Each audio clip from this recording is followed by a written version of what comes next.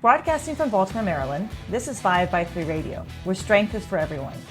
I'm your host, Emily Sokolinski, owner of 5x3 Training, a strength and conditioning gym in Baltimore, along with my co-host, Rebecca Fishburne, founder of Cornerstone Strength Maryland.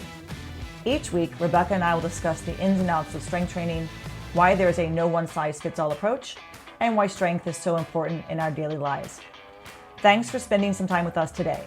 Now, on with the show. Okay, hi everybody, welcome back to 5x3 Radio. This is Emily. I'm sorry for everybody listening. We had some real technical difficulties today, but we are back on track.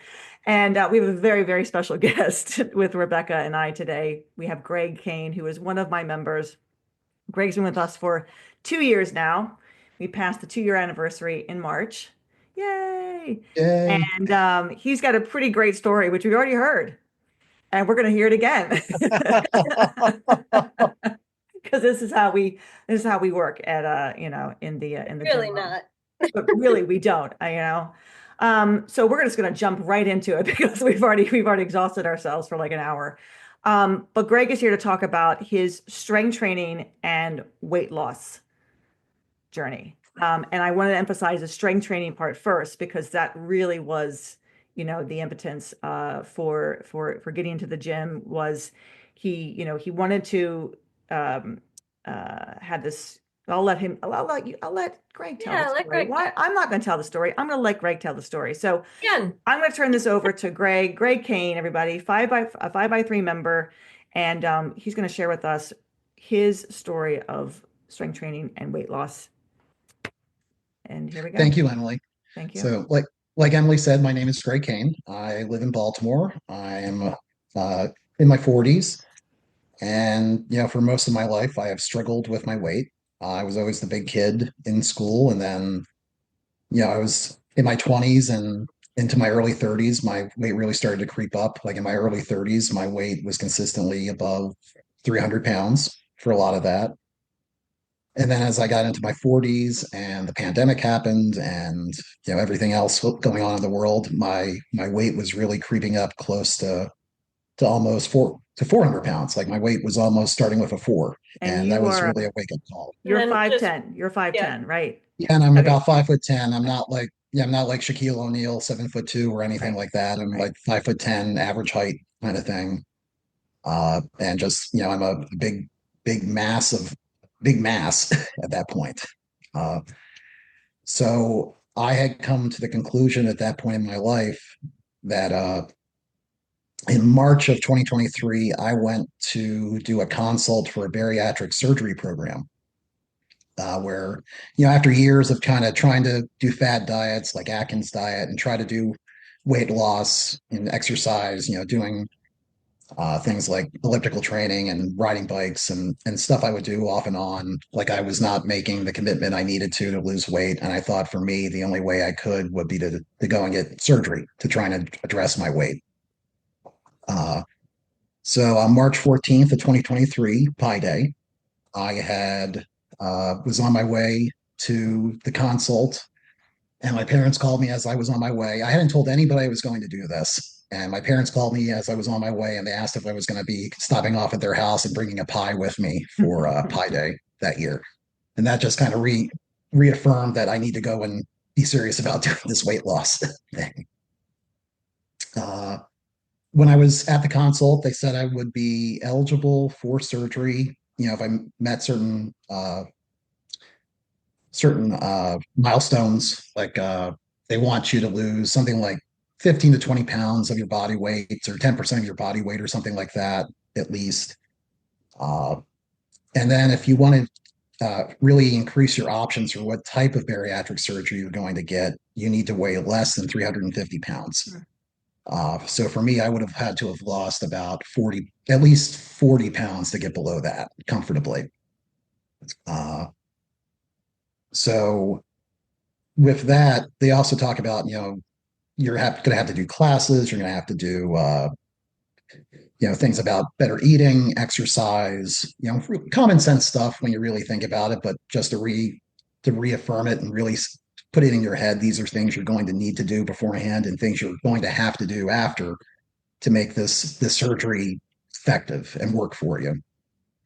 Uh, so I went and did all that at the class. And then later that night or the next morning, I sent an email to 5x3 training uh, to talk about going to the gym and checking it out. It was the second time I had done it because I guess it was probably like 18 months prior to that, I had sent an email to the gym talking about joining and checking it out after I had seen 5x3 in an article somewhere about best gyms in Baltimore. Mm. And it was number one. And I'd never heard of it. And I looked at the address and I realized it was about a block and a half from my house. As I say, Greg could walk through his neighbor's front door, who lives across the street from him, and whose house his back backs up to the alley where the gym is. And I said he could walk through his front door, through Jack's back door, down the steps, down the porch steps, out the gate, and literally right into our front door, our gym door. That's how close he is. He just basically could walk through his neighbor's house to get to us. And the only reason I didn't know it existed until then was because my house is parallel to the gym. So anytime I drive or walk down the side streets, I never see the signs for it. So it's there. Emily, It's you know just what that tells you? You need some signage. No, I like that we're and kind of better signage. I like that we're hidden away. I do like it that we're under the radar. You know, I kind of like it. I kind of like it. It was working too well. I know it was working really well. So let me ask you something. I'm going to go back to when you were at the doctor's office, when you went with had the consultation. Did that all seem very daunting to you to like completely rehaul your thinking about eating and how you were trying to diet when you were quote unquote when you were actually dieting, and now this is not so much a diet, this is like you need to make some changes to how you're eating, not just what you're eating, but how you're eating, when you're eating, what your plate should look like. That seemed Yeah. very, very daunting. Like there's no way in hell I'm gonna be able to accomplish this, or was this, or So between the time I had made the initial call and when I could get the consult, there was probably like a period of 6 weeks just because, they're busy. They can't see anybody right away. So it gave me a time to like kind of get used to the idea of it at least. And when I'm there, they gave me very specific goals about what I had to do, where I had to be in order to be successful and get the surgery in the first place and make sure that insurance would pay for it ultimately. right. So those were very quantifiable things for me and set definitive goals that I couldn't shy away from if I wanted to be successful. And I had to be in the program a minimum of 6 months in order to go through all their milestones and to make sure that insurance would cover it. So it gave me the time to really get all of this done. Gotcha. So it was daunting, but it seemed achievable. Like it wasn't going to be easy, but it was something that could be accomplished. Got it. And it's like they're giving you the tools and the education. They're investing in you. They're encouraging you to invest in yourself. They're, setting you up for success. All of that, I think, helps build the right mindset around the endeavor too. But like actually also going back to what you were saying in the doctor's office, you said there were a couple options for surgery. Yes. And one of them, there was a weight right. weight point that you needed to achieve. What were the different options that were available?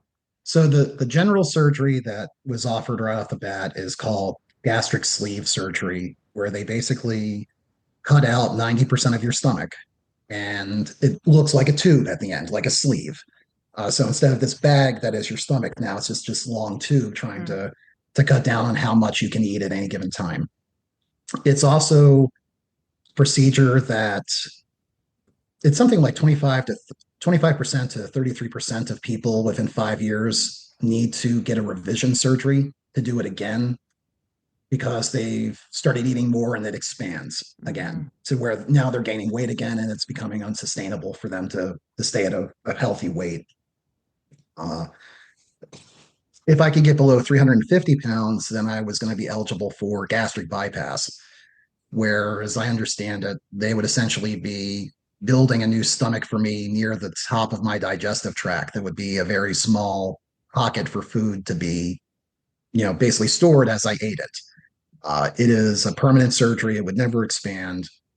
And, one way or the other, I would lose weight just because I would have no other choice, just because it wouldn't be able to hold more food than I could realistically consume at any given time. Uh, they were, and just with the milestones and things they talk about, you have to go and see, you have to go through these online courses they do. You take a quick little test at the end of each course. They're not hard. They're meant for you to succeed. They really are. And also, I had to go get a special x-ray done to make sure my anatomy didn't look weird, that I wouldn't have any complications if I had surgery. And also, I had to do two appointments with a registered dietitian with the program to make sure that I was, putting together a good sustaining meal plan, eating right, and would be able to succeed after the surgery, just because I would have to prioritize certain foods just because I wouldn't be able to eat as easily. Because they weren't giving you a meal plan. They weren't telling you what to eat. They were Not just really at that point. That came guiding during you. the classes and with the Yeah, dietitian. just guiding you on a kind of good eat eat vegetables, eat fruit, eat protein, eat starches, Yeah, yeah. prioritize protein, get your veggies in. The picture of a plate where it's half of it is veggies, a quarter Right. of it is some sort of starch, and then a quarter Right. is protein. Now, your blood work, how was your blood work? You're not diabetic. Not diabetic. Uh, I had high blood pressure, Mhm. which I was managing medically, and I had high cholesterol. Uh, I still have those today, even after losing weight, but they are much more under control. The cholesterol is probably more hereditary at this point.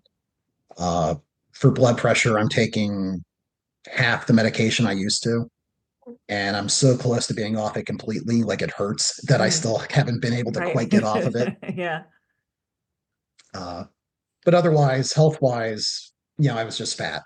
I was just very fat, and I had all the issues that came with that, just moving around, just worrying about things like if I went to a restaurant with friends, if we had to sit in a booth, would I fit in it? Right.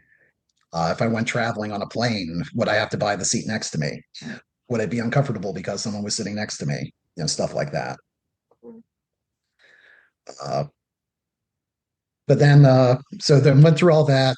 They make a point to emphasize you need to probably do some exercise, stuff like that. They bring up parts like, muscle wasting is a concern just because you won't be able to consume as many calories as you used to. Mhm. So strength training is important as part of that. Uh, so I went to the session, the consult for that on the 14th. That night or the next morning, I remember emailing Emily again uh, about joining the gym, because the first time I tried to join 18 months ago, I had reached out. Emily got back to me right away. And like within a couple hours of that, somehow I tore the meniscus in my knee, Oh my gosh. and it was kind of on the shelf for a while before I got it cleaned up, and then had to go through physical therapy and got fixed up and everything.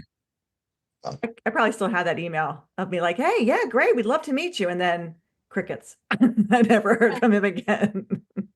And then, And but both times Emily got back to me right away. hey, customer service, customer service. That is what we pride ourselves on here at 5x3. And I remember I had specifically talked about wanting to try out the basic training class that was offered, which is kind of, it's strength training, it's cardio to a degree, it's fitness, it's hit workouts, it's a little bit CrossFit-ish, it's a little bit of everything, I feel like. Yeah. And the first time that was going to come up to be available was going to be March the 21st that I could join.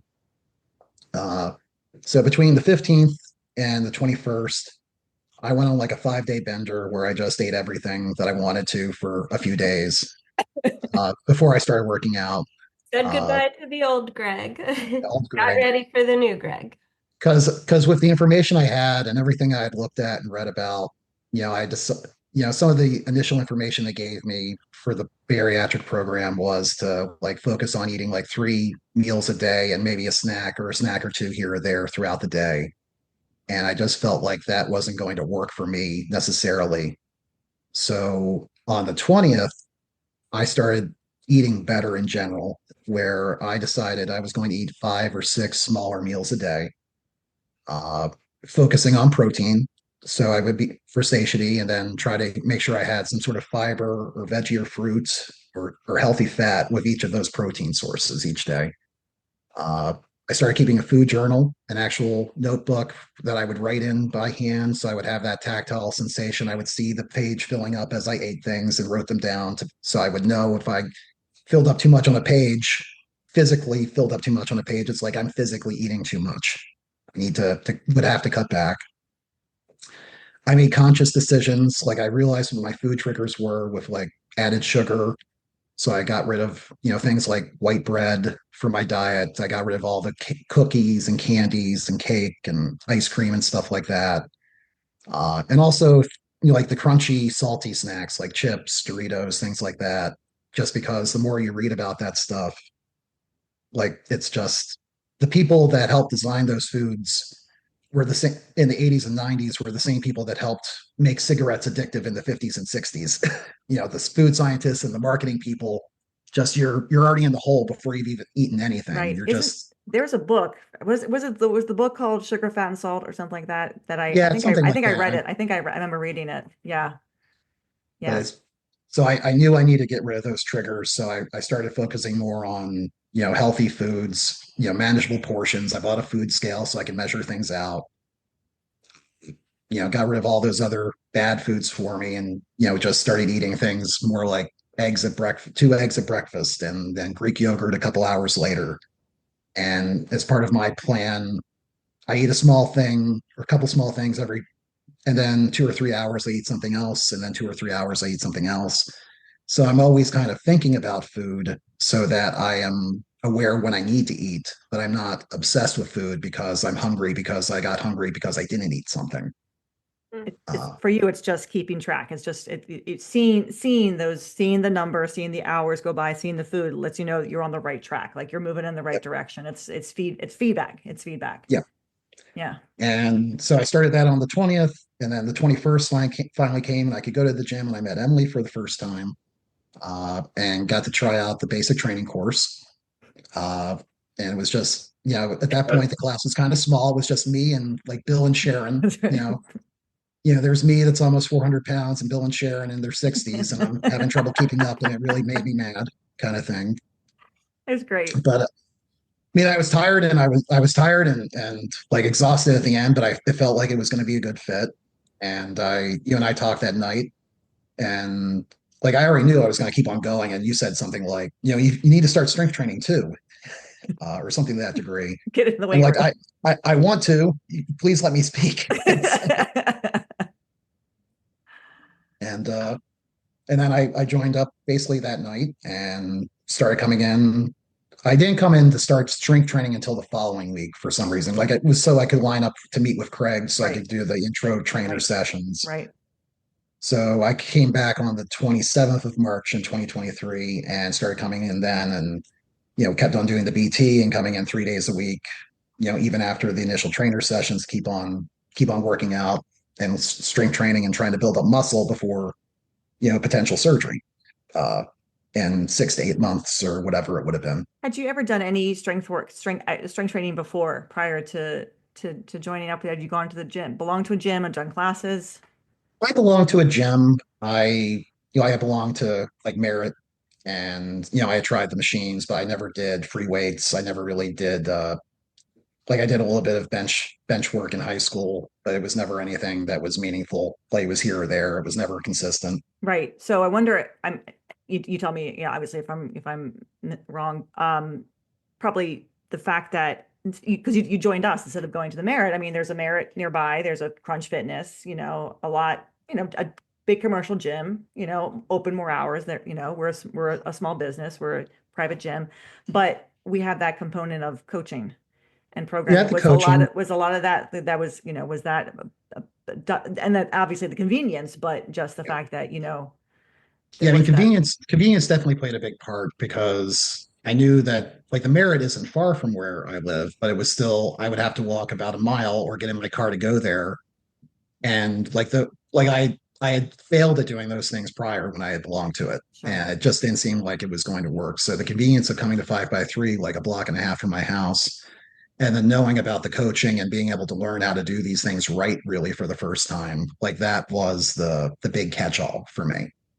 And being able to achieve the goals I would be setting forth with, trying to get under meet certain weight thresholds, Right. weight loss thresholds to be successful in the surgery program. I'd say too, like the accountability, like you showing up. I mean, everybody knows who you are.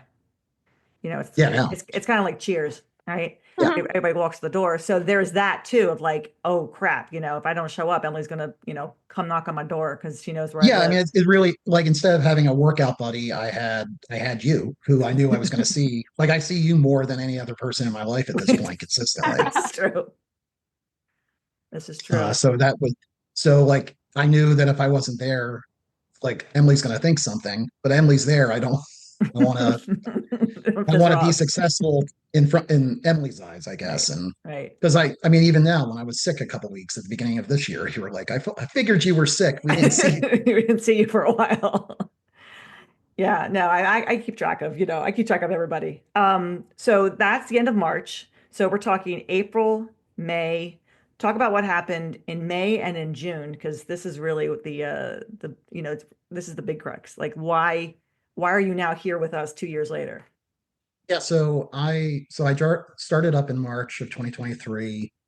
By late April, beginning of May 2023, I was down probably about 20 pounds at that point, 25 pounds maybe. And I had my first scheduled meeting with the registered dietitian in the bariatric program. Uh, so at that point, I'm supposed to go in and learn what the eating practices are supposed to be, which I've already kind of read about somewhat in the literature and then the classes I had already had to do online up to that point. Uh, and he came in with some documentation and pictures and things I was supposed to do. And then I showed him my food journal and what I had been doing and discussing like the types of workouts I've been doing, strength training and doing the basic training. And he looked at all this and he basically said, just keep on doing what you're doing. You're going to be fine. Uh, Come back in about a month. Let's make sure you're still on track. And that's what kind of happened.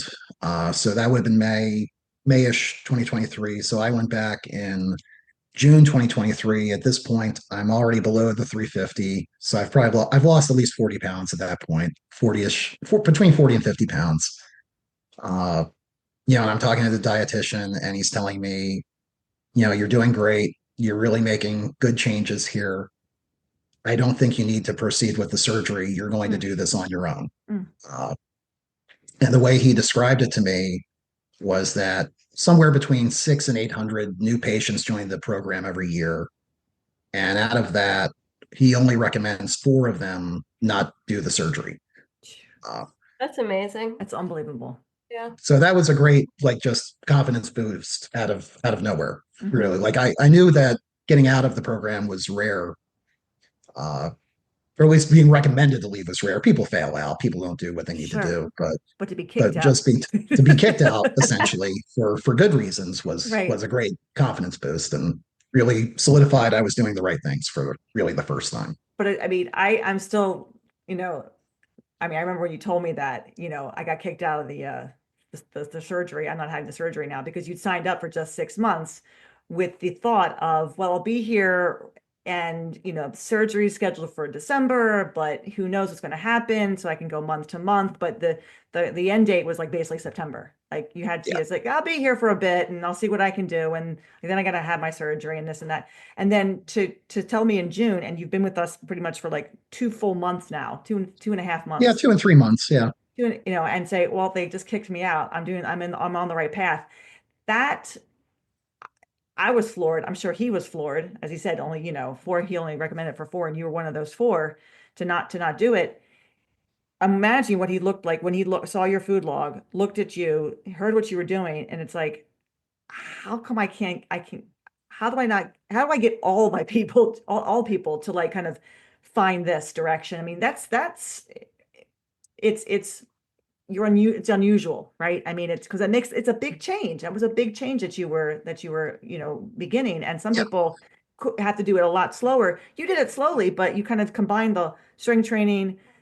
It was important to you. It was like the gym and the eating. I've got to have both because I don't want to just be a smaller version of myself.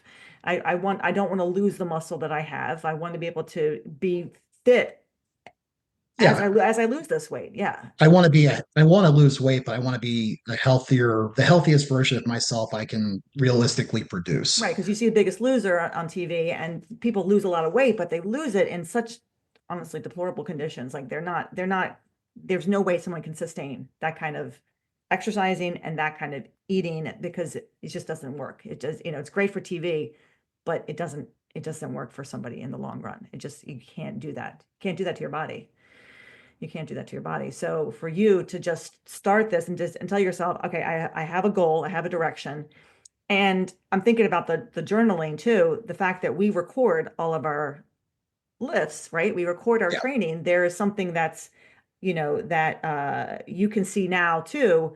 Wow, I'm trying to lose weight at the same time in the gym, I'm making really great progress because look at my numbers. They keep going up. Yeah. I'm still able to come in here. I'm getting it done. It's feeling easier to get under the bar. It's feeling easier to get on the bench. It's feeling easier to get off the bench. I mean, because there was a lot of modifications that we had to make. You had to Yeah. make for yourself to like, work around this big body. But then as you start to lose the weight, you're noticing too, just physically how different things are feeling as well in the gym. Things, Yeah. I how much mean, yeah, between losing the weight and tracking it and then having the workout journal, the strength training journal, where I'm seeing consistently where I'm lifting more, doing more reps, like all the reward centers are going off in my brain for better reasons than I ate a cookie kind of thing. So for much healthier reasons, right. those reward centers are going off, and it's a good feeling that, I can understand why people like doing this and why I think I'll continue to be successful, because even though things aren't progressing as well as they used to, we're not seeing as drastic a result as quickly, like I'm still seeing results as I go. That's an And interesting way to sort of like explain it because like, I was thinking before about your approach to the weight loss and the strength training being very cerebral and thought out and scientific in your approach and your record keeping and all of that. And for a lot of people, there's a very emotional component to eating, like it's because they're stressed out or because I don't know, I always eat when I'm tired, I find myself in the pantry or, that sort of thing. So like a very logical approach Right. to avoiding those types of circumstances. But, like, how does the emotional piece fit in? And it's like, there's that reward sensation, all of that. yeah, I mean, I was definitely compensating for something with the food, and there's not, at some points you just feel kind of isolated to a degree, Mhm. and you even at that size, the food is still a crutch to make you feel a little bit better in some way. It's just not the best way. There one should not find salvation at the bottom of a can of Pringles or anything like that. Yeah. Right. So you're kicked out of the program. Okay, so now it's July, it's August, September, October, November. So now fast forward to a year. So now we find ourselves, oh no, fast forward to Yeah, I think end of yeah, January, beginning of February. So yeah. So that would have been so that's July, so that's June 2023. By November 2023, I'm below 300 pounds for the first time. Probably it would have been about 17 years, 18 years, something like that. Uh, but I still hadn't lost 100 pounds. And, so that's all near the beginning of November. We're going down below 300. But then the holidays come up. I went on a cruise with my family to the over Thanksgiving. There's food everywhere. I kept it under control for the most part. But then the holidays and interrupted schedules, and I still hadn't lost a total 100 pounds. Uh, and it's now like the end of January 2024. And I realize I'm like just 1 pound away from being completely 100 pounds under 100 pounds total weight loss. So on February the 1st, I didn't go to the gym that day. And I just like, I ate very little, I drank very little water, and I went on a very long walk that day, just trying to make sure I would get below 100 pounds so that on February 2nd, if I ended up in like a Groundhog's Day time loop situation, my day would start off with good news. So on February the 2nd, for the first time, I had lost over 100 pounds for mm, the first time that I mm, had been able to track it. mm. And then by March and my 1 year anniversary of meeting you and coming to the gym for the first time, I would have been down probably about 105 or 110. I don't really remember exactly where I was at then, but I know it was more. Uh, and then we just keep on going, and we keep on going. And by July of 2024, I was down about 130 pounds, Mm. and I've been kind of in that range ever since. So just I somewhere between 125, 133 is how much I'm down in a given time. I'm down about a third of my body weight from my highest. Wow. Um, But even though you haven't lost like any more weight in a sense, like you're kind of still hovering around the same weight you're on now. I think, what do you say, 260, yeah, I'm about 265? 260 now. Yeah. Anywhere from I gotten as low as like 258. Uh, and then I've gotten as hot back as high as like 265. And then, it's just because I drank too much the night before, or ate too much salty Yeah, food and but retained too much water, that kind of obviously thing. you can't see Greg, but you're 5'10", but you're not a slim, you're not a small build 5'10". You're like, you've Yeah. got broad shoulders. He's broad shouldered guy, long torso, so you hold that weight very well, and your body's changing completely. It continues to change. I mean, even if the weight hasn't changed because of your strength work and the fact that you're a guy, you're a dude. You're being able to you've put on a lot of muscle. You put on a good amount of muscle, and you preserve the muscle that that Yeah. you possibly have lost as you've been losing weight. And you have Manny, who every morning when you walk through that damn door, it's like the world has opened up again. All is good in the world because Greg is here. So the number I, his did, I num mean, that, number one fan has to be Manny, who consistently says to Greg, "You look incredible. You're amazing. You're wonderful. Look at you. Blah blah blah blah blah. We got to get your wardrobe together. This is. I mean, yeah, it it's was, just it's constant feedback. It's constant positive feedback. So not just from his books, his logs, but from Manny as well. yeah, I mean, Manny's wife are definitely, positive reinforcers. Huge. But I've said this with other people at the gym that I've come to know now. It's like is one of the most positive spaces I've ever been in, and not just for exercise, but in general. Hmm. Like nobody's there to really get down on you or to say you're not working hard enough or doing enough or doing it wrong. It's all about the collective benefit and trying to be better than what you were before you walked in. It's Uh, it's it's been a remarkable experience to see you. I mean, it's been wild to see you start where you started, and then I have pictures of you. I do have pictures of you, and it's like slowly, and it's in my eyes. I see you all the time, so it's yeah, hard when people don't see you, when they see you and they haven't seen you for like a while. It's a considerable, change. And when people find out that you did this with changing your habits, beginning a strength training program, basically really being mindful of when you eat, what you eat, how you eat, that it takes time. It does take time, and it becomes your whole life. It becomes your lifestyle. It becomes your lifestyle. Doesn't mean that Greg doesn't drink, everybody, because he is my drinking partner, my drinking buddy on Tuesday evenings after basic training. The most random of We times. like to have a scotch together at the gym. This is thanks to him asking me to help his niece learn how to crochet last year. And as a thank you, he brought in a bottle of scotch to share with me. And I said, I kind of like this, and maybe we should do this yeah. more often. And then I said we can, so We we did. can. And Greg has quite an extensive collection at home. It's also alphabetized on his Oh my goodness. phone in his spreadsheet. So he comes in with, random things here and there for us to try, and Diego partakes, and sometimes some of the other members will partake, and I definitely partake. Now Um, Tuesday is going to be a very crowded night at your gym. Tuesday We evenings. actually had someone last night see us do it. It's like, do you do this all the time, or I'm joining. And Greg's been kind of down lately because I haven't passed. Last night was the first time in 2 weeks that I'd had something to drink, because I was trying to figure out if alcohol was doing something to my weight, since I'm trying to be a pound under my weight class for the Strongwoman contest I'm doing at the end of April. So I've been working with somebody to kind of help me figure that out. And Greg was really upset because he's hoping I had gained 5 pounds so that I could start to go back to drinking again. But it hasn't affected my weight. I had scotch last night and I woke up, still under the weight that I need to be. So it's great. But best of both worlds? you do like you still enjoy you do enjoy yourself. Like you go out, you have a burger, you have a pulled pork sandwich, you have a beer.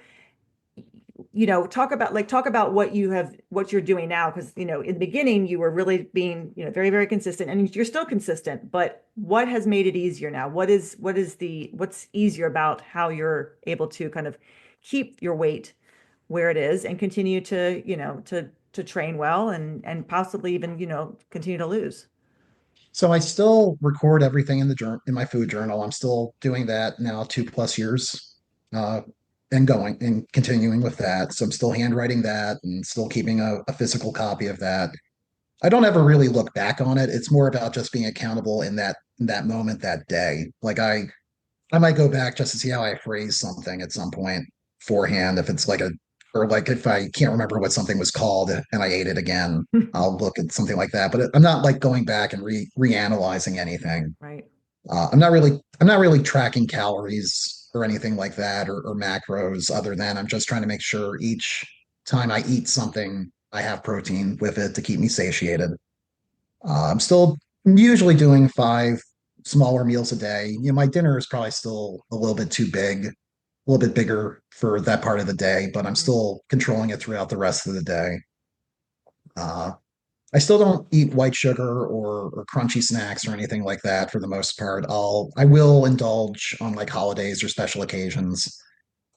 Like I went to Munich last year for Oktoberfest, and for the 9 days I was there, in my food journal I just wrote German food and beer each day, because I Yeah. wasn't tracking anything. Like it was a Right. special thing. I was just eating and drinking and having a good time.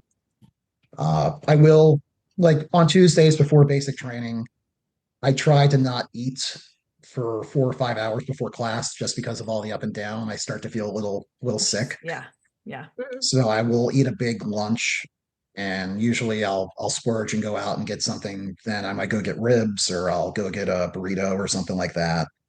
And then I'll have, reasonable dinner after the class, stuff like that. I still drink, but I try to keep it under 4 to 5 drinks a week on average. Sometimes I'm successful, a lot of times I'm not, kind of thing. I'm very much a social drinker. I'm not like, I drink with you on Tuesdays. I go out and drink with people. If I am home by myself, I don't. Like, I'm not a big like drink at home by myself kind of guy. I think that's sad personally. Uh, So what, I mean, to me, what it sounds like, and this is hard for people, is to really, you took the time to get the foods out of your eating. I don't want to say out of your diet, but yeah, out of your diet that you knew were going to be foods that don't really satiate you or don't have any kind of aren't going to help you in the gym. They're not full of nutrients, and they're just going to kind of pack that weight on because it's salt, it's fat, it's sugar. And by removing that, you've, in a sense, I don't say you've lost interest in a sense, like you said, you have it as it becomes a special treat, and learning how to eat, as I say, eat like an adult. Have meals, and if it's 3 meals a day for some people, if it's 5 or 6 meals a day for other people, but it's having meals, it's having actual food, not just snacks here and there. Being mindful of how you're eating, continuing to track so that I've eaten at this point. 3 hours later, I've got to eat again, and I've got to have this with this. It is hard. That's the challenge. I think that's the challenging part for people when they're trying to lose weight, is making and the it very part of that, yeah, making it really a lifestyle change. and the bariatric program put me on the right track also, and trying to focus on protein. And that's to make sure you don't have muscle wasting for when you can't consume as many calories once you have the surgery, so that I could focus on protein. That's helped me focusing on building muscle as I strength train, and preserving it for those times when I can't really. Yeah, it's So like you're saying, like they helped you build those new habits, those Right. new patterns. But the other thing that I hear when you're talking is like a sense of flexibility and forgiveness. It's yeah, not a rigid approach. And that sort of like when people have a rigid approach to I can eat this, I can't eat that, this is a bad food, I ate it, I'm a bad person. Like that kind of thought process that goes along with a lot of strict diets or fad diets is not sustainable, because like you're saying, then you end up cutting out some of the social aspects of life that make, or even yeah. just like the ritual of certain foods and the enjoyment of foods at certain times of year. And like that's all part of living and sustaining that approach to eating is Yeah. having that It- flexibility. Mhm. like I look at it a lot as I have 35 smaller meals on average in a week, about 35 in a week. And if I'm good 90% of the time, I can still screw up 3 to 4 times in a week and be okay. Yeah. Uh, a lot of times I'm not screwing up that much, but I'm still like there is forgiveness, like you said, in the lifestyle to be Yeah. better and still have fun and not be sad that you're Yeah. missing Yeah. out on Yeah. Yeah. things. Right, right. How did you feel when you definitely when you gave up the sugar? Like when you decided I'm gonna really try to not have candy, cookies. Did your body go through any changes? Did you feel like was it kind of in a sense easy? Like you didn't miss it at all? Didn't miss it much. Like I definitely within the first day or two, I had a headache just from withdrawal because I still was drinking like tea without sweetener, like hot tea without sweetener. So I was still getting caffeine. Uh, but I was not, there was definitely a little bit of a haze for the first Mhm. day or two. But then because I was working out and starting to eat better foods for me and getting better nutrients in me, I didn't really miss it too much. Right. Okay. Like I think that first week I kind of remember going out and getting like a pit turkey or a pit ham sandwich or something like that. And I ditched the bread and just ate the meat or ate half the meat just as like a reward after going for a week. But it was not any of the like the sugary stuff or the crunchy snacks like I considered myself addicted to basically. So I was still hanging on to it and doing pretty well. And after 2 weeks, it was all just like, normal stuff at that point. And I mean, people often say, it takes 2 weeks to build a habit, right? And it's right. I think that those 2 weeks, if you can keep that 2 weeks up, maybe Yeah. it's longer, maybe it's 3 weeks, somebody, but it's got to be kind of really a 2 weeks where you just say to yourself, I need to see what happens. Like, let's do this. And after 2 weeks, I'm probably going to want it again. And then you find yourself, oh, actually, I really don't miss it. That's kind of when I feel like you're good. Like I'm not that addicted to it. I mean, I thought I was going to go nuts, but somehow I've managed to find other foods that are enjoyable too. And I'm not missing that. Maybe I was eating that because it was there. I was eating it because it reminded me of being with my grandmother. It reminded me of, or I ate it because my friends were eating it and I was out with them. So that's things yeah. sometimes hard, hard. And there were reinforcing things like I said before, like seeing the progress in my strength training journal. Like I was weighing myself every day at that point. Like I kept on seeing the scale go down, so there was positive reinforcement that I was doing the right thing Right. then. So it was all everything I was doing was to possibly reinforce the habits I was trying to make. So it all worked out very well for me in my mindset. What I did worked very well for me. Yeah, yeah. And Uh, I think that's the key is like, it worked for you. It worked for you. But I find that that really does work for many people. I mean, many people who've had success have reshaped how they approach food, how they approach their eating, how they approach what they're eating, and learning to enjoy and discover other foods, right? And Yeah. then also still have certain things like the beer or scotch or that they can enjoy, and they enjoy it even more because it's like I can still enjoy this. And maybe it's not alcohol, maybe it's the fact that they can have,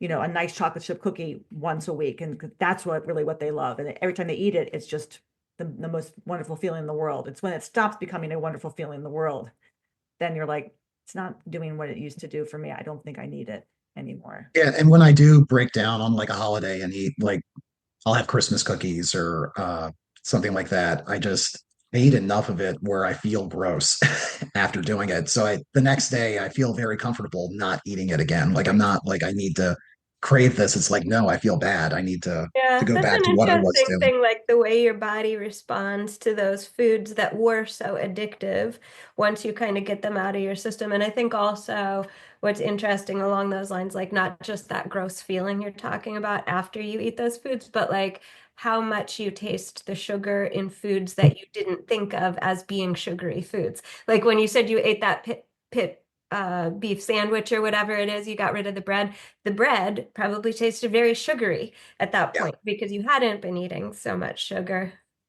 I know it really is weird. Like I really used to like eating this Amish macaroni salad I would get from this one supermarket not far away. And what after a couple months I had some like that summer in 2023 and it just tasted like a pixie stick to me. And it was just like I can't eat this and just kind of moved on kind of thing. Yeah, it's so amazing because it's like you get desensitized to the sugar if you're eating it all the time.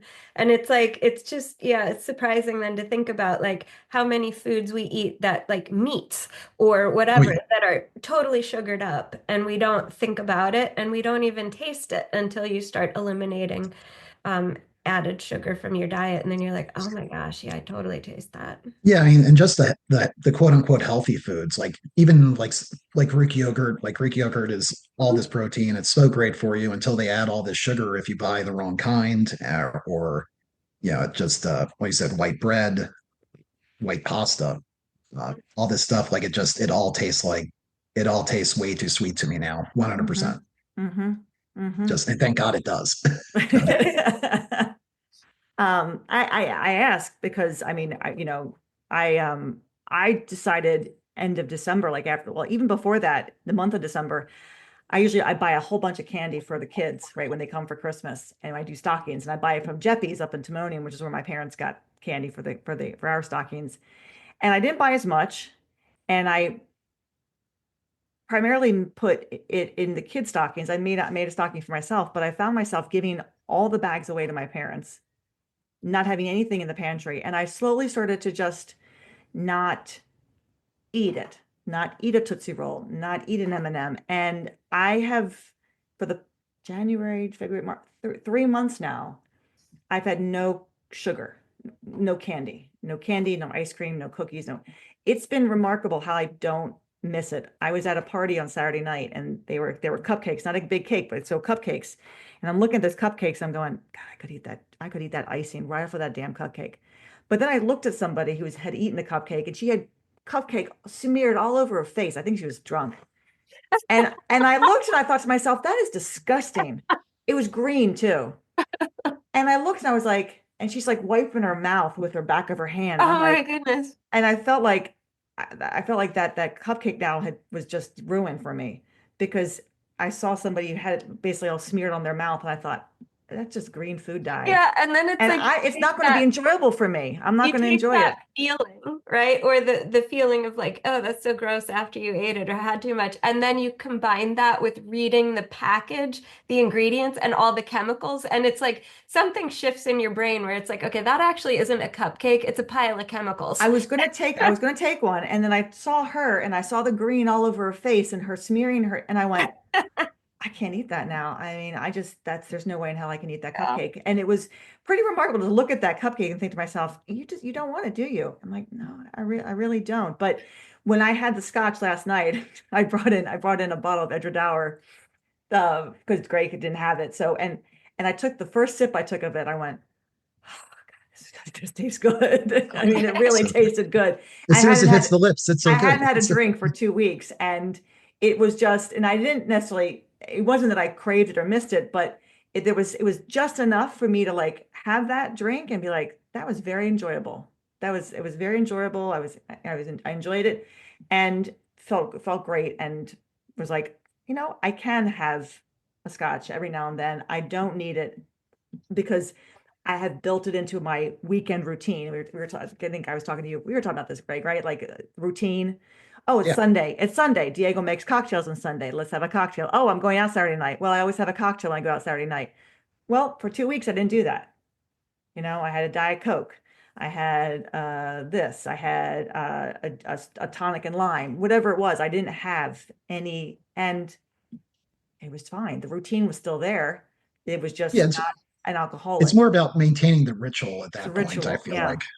So if you can change that ritual to still be, oh, I'm going to have a drink on Sunday, but it becomes a tonic and lime, it's still got a lime in it. It's still kind of bubbly. Still got a nice big Put it ice in a cube fancy in a glass. fancy glass. And I'm still sitting there and it's lovely and it tastes good. But it's interesting. I have not ever done this of like completely get rid of that sugar. But fruit tastes a lot better. Yeah. fruit tastes a lot better. My salads taste better. And I'll look at a piece of candy and part of me says, just go ahead and eat it. Then the other part of me says, yeah, but do you really need it? And I'm like, no, I don't. It's okay. And this is what's going on in my head because I'm candy corn, juicy fruits, Mike and Ike's. I mean, that's all, I love all that, but I haven't missed it. And I don't know what possessed me to want to do that, but it's been a nice change to kind of really see like, okay, that's something that I definitely don't need. If I do have a piece every now and then, I wonder how it's going to taste. I wonder if it's going to taste really good or if I'm going to kind of go, I don't miss it anymore. And I really don't need that. But it takes time. I think it takes time because it's built into our routine. Like you said, a routine, ritual, and habits can be really hard to break at times. Yeah, I mean, it's still hard, like going to a birthday party and there's cake. Like, all right, I don't need to eat that. Like, I don't even have cake on my birthday anymore. Right. Like, it's just not. I don't need it. It's just one thing that I don't need to. It's one less thing to worry about. I'd Like rather with all have, the dyes I'd rather have a and stuff. cocktail. Yeah, honestly. Or yeah, but there's still points to go and have some Of fun, quote course, unquote, of and feel course. gross after you Yeah. do it. Yeah. Yeah. But it's I love I just when I do love the fact that it's been 2 years and the transformation that you've made in your body, but also just in your mindfulness, your lifestyle, you know, um, and being active. I mean, being able still swimming in the summer and hiking, and being able to Yeah, continue to like do those things that you were doing Yeah. before, but are easier now, so much Yeah, easier. yeah, I would always try to swim during the summers and I would try to hike, but now I can definitely swim longer and more productively. I hiking, like I would be capped at like easier trails, 3 miles tops round trip before I would just be tuckered out. Now I can definitely hit the harder trails, more elevation, 5 to 7 miles. And I'm tired, but I'm not dead to the world for a few days after. Like everything's better in general. It's my legs feel stronger, so I can go on those things from all the squatting and deadlifting. There's less mass that I have to carry up a hill in general, Right. so it's all better, and it all just feels better. Like nothing I was eating before taste as good as this feels now, kind of thing. so yeah, so those changes that you're talking about, like that, the difference that you notice in your everyday life, in your activities, are there other things that have been affected by your weight loss? Any other health benefits that you've Like, noticed? so in July of 2022, I got diagnosed with sleep apnea, and I had to get a CPAP, a sleeping machine. And that was one of the really first big things that I changed that I feel like helped me do all of this because I was finally sleeping through the night probably for the first time in years. And I can't even figure out how many years it was. So that was July 2022. By July 2023, after I had started losing the weight, I had been at the gym for about 4 months now. I started to not be able to tolerate the machine anymore. Just instead of pushing air down into my lungs, it was pushing into my belly Mm. because there was less tissue in the way, less fatty tissue in the way in my throat, to the point where I couldn't find a position I could sleep in where that wasn't happening. And I would just wake up after maybe 20 minutes with just these horrible stomach pains from all the air that was in there. Mm. And I would have to take off the machine. And then, there's only so many ways for that air to leave the body. So I would have to do that. And then I would go back to sleep without the machine, and I was sleeping through the night. So I effectively cured my sleep apnea. I got off the machine. As long as I don't sleep on my back. If I sleep on my back, my airway will still collapse in on itself, but I can sleep on my side, on my belly, and I'm fine. And I can sleep through the night now, just like I was with the machine. And I'm not, waking up in the morning, having breakfast, and then going take a nap because I'm already tired, kind of Right. thing. Right. Yeah, So that makes it a lot easier to go to the gym and eat healthier and make better decisions because I'm not in a haze all day from the lack of sleep or meaningful sleep. that's great. Yeah. Exactly. Other stuff like I've gone through my wardrobe. I've replaced my entire wardrobe twice now in the last two I years, was going to just ask trying about to. that. Yeah. I had to because just clothes were getting too big. Uh, my waist is smaller, or is as small as it was when I was at the end of high school, beginning of college. I want to say. Uh, Before things like the freshman 15 and the sophomore Yep. 15 and the junior Yep. 15 started happening too. Yep. Yeah. Yep.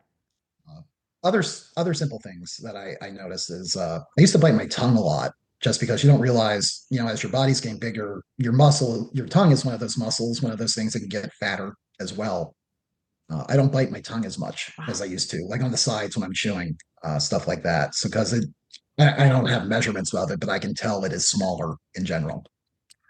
Uh, I remember just watching you in class. So not so much in the weight room, like, but in basic training, because, Greg is, consistently there Tuesday nights. Like times you've missed, I can count on one hand in 2 years, right? So, um, and that was usually because of sickness or the time that I think what did you do? Did you were going to go out and you kind of like planned it on a Tuesday or something like that, so you couldn't make class. yeah, I was supposed to meet up with some people. I didn't realize it was a Tuesday and I Yeah, missed it. so he And then, must, yeah, so we gave him shit for that. if I go on vacation, I'll miss it. Yeah, But but I just remember watching you in the first couple classes, first couple sessions, how obviously difficult it was for you to get down the floor and get up off the floor. Like that was your workout. All the other stuff we did, but it was a lot. It was just, and then over time, it was like, Greg's, it's getting easier. Oh, now he's skipping. Oh, now his leg is up. Oh, now he can grab his knee. Now you can grab, it was just remarkable that, the change. So as obviously as you lost the weight, your mobility, your flexibility, your everything just increased more and more. You got faster with the circuits. I noticed that before I even noticed yeah, your weight loss. I noticed your movement and how much easier it was for you to do all those things and how, yeah, yeah, it was quite clear, quite yeah. I still need to take water breaks for it every now and then, but I feel like they're less. I'm catching my breath they all less, do. or not Everybody as does. long. And, Everybody and does. like But we did the class last night, and one of the guys in the class, Steve, we're doing the last finisher.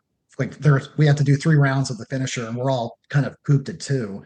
And Steve's looking at me. It's like, you're gonna do three, right? And it's like, no, Steve, let's stop. And then Steve convinces me to keep on going, and then that's fine. And then yeah. there's someone that's pregnant in the class, and she keeps on doing it. So you have to do it.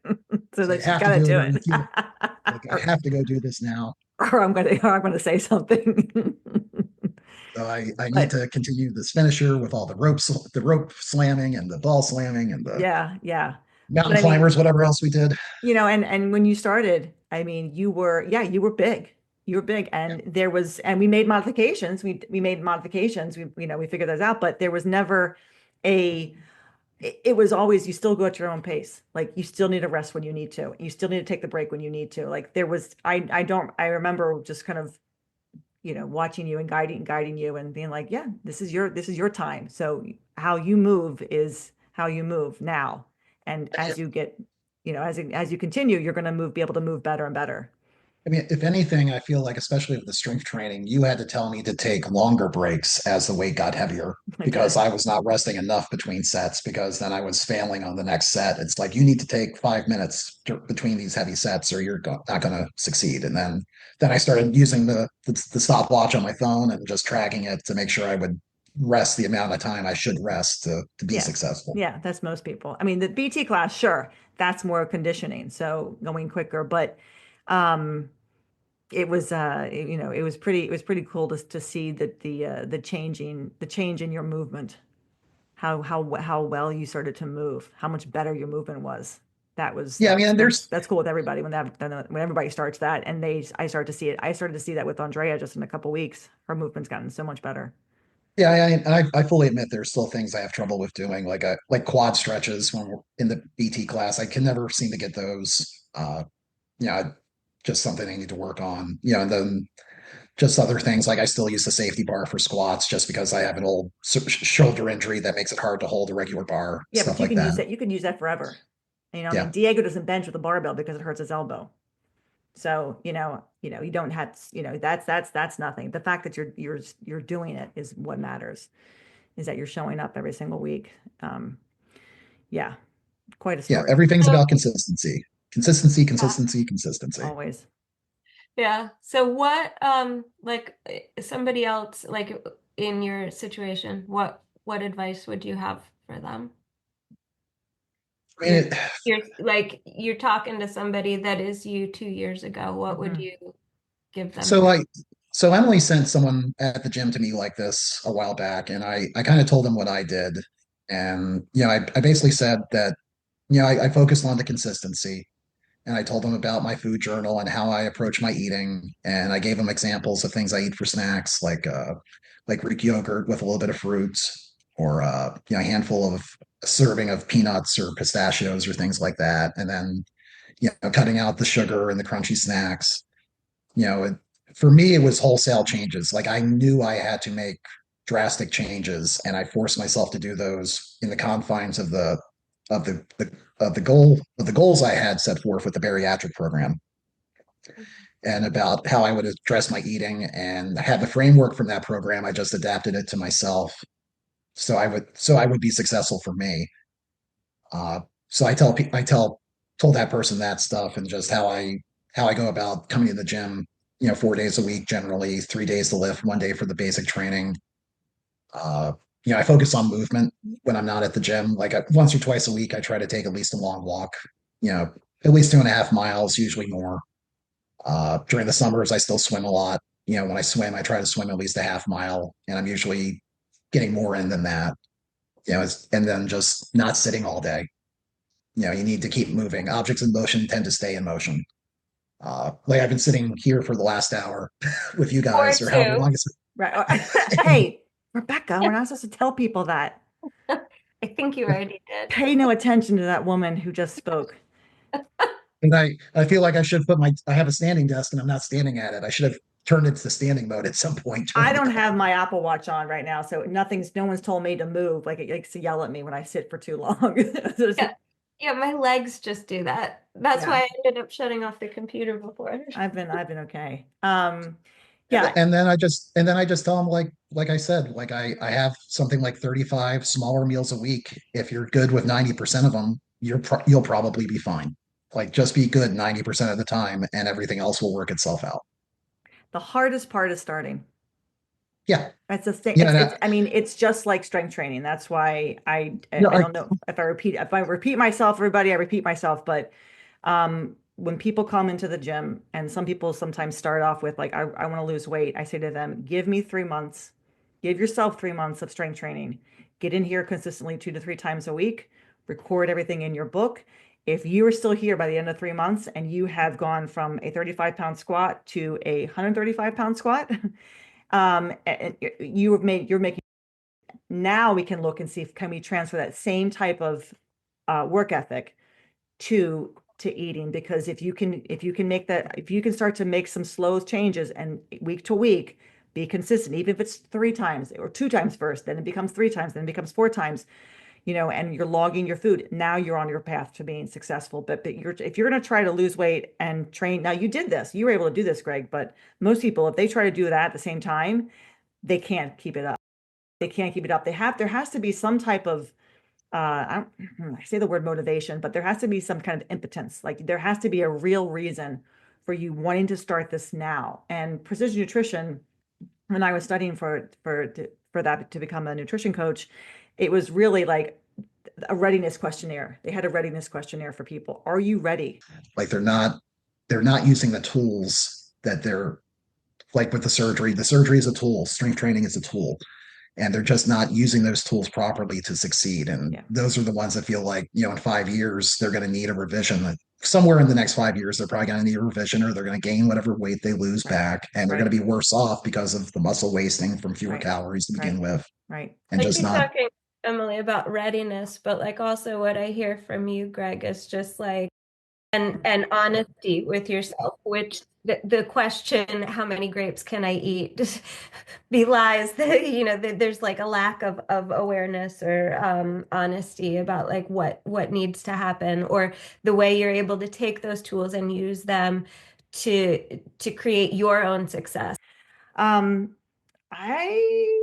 think that's it. I think we can wrap that up. I think that's perfect. I think that's a good note to end on. Greg, do you have anything else that you are feeling like needs to be included?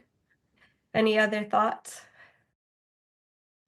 I think I want to wrap up with the last thing is you emailed me back in 2022, and then you tore your meniscus, and so then I didn't hear from you until fast forward to 2023, and then here you are again. Okay, hey, I want to join the gym. I emailed you a year ago.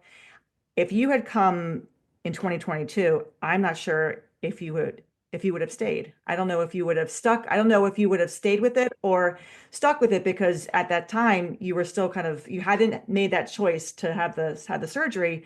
You were still kind of wallowing the whole dieting phase up and down.